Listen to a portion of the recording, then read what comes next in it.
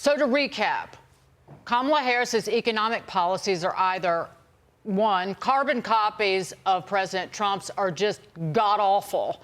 And the even sadder news is that her ideas are about to spread through the Democrat Party like wildfire. It's really not at the grocery store level. This is at the corporate level. They've been making record profits. We've never seen the kind of profits in corporate America the last couple of years. And when they're doing that, they're bragging about increasing prices.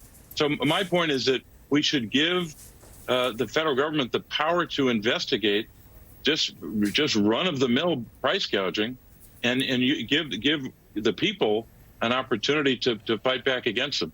As I said, if they're not engaged in corporate price gouging, they got nothing to worry about. But this is I think long overdue. People are tired of just accepting higher prices.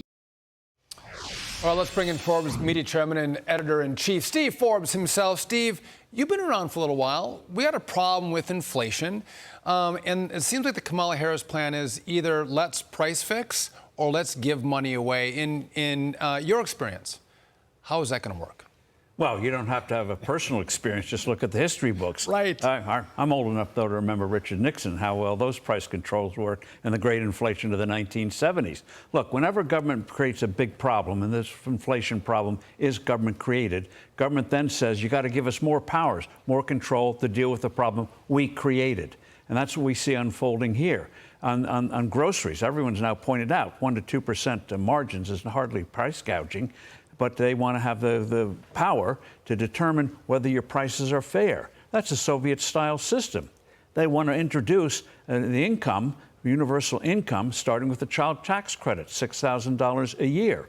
And so you look at housing. The idea that government's going to help housing, God help us, we'll all be living in caves. Look what they did with EV chargers. $7 billion. How many have been built? About 8. Half of them don't work. So now they're going to solve the housing problem. I want to live in a house, not on the sidewalk. Yeah, the billions set aside for broadband to rural America, there hadn't been one shovel stuck in the ground because of that. We had And that's an opportunity. Unspent money, let's return it to the taxpayer. Oh, I can't do that. But you have to explain why on planet Earth would she go out, and even Senator Bob Casey, who's running for re-election, why would they act like that this is a good idea? Who would put her up to price controls of all things, knowing that they are a failure? Is she so intoxicated with her own awesomeness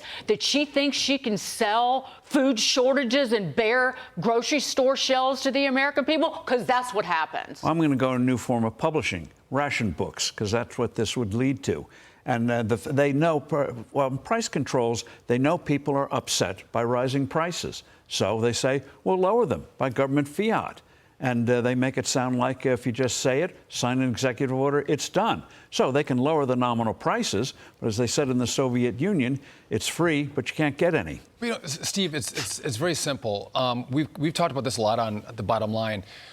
Basic supply and demand. You have this administration that has targeted farmers and ranchers. You look at the Central Valley of California, it is a breadbasket. A lot of farmers are there, and they're shutting off the water. So the farms are going out of business. They're attacking ranchers. Well, if you attack our food supply, prices are going to go up. And so the answer is, get rid of your bad policy. Let farmers and ranchers grow. Well, as President Trump said yesterday, get rid of the barriers to building houses. Yes. Why does a development in Texas take a few weeks to get underway and years in California?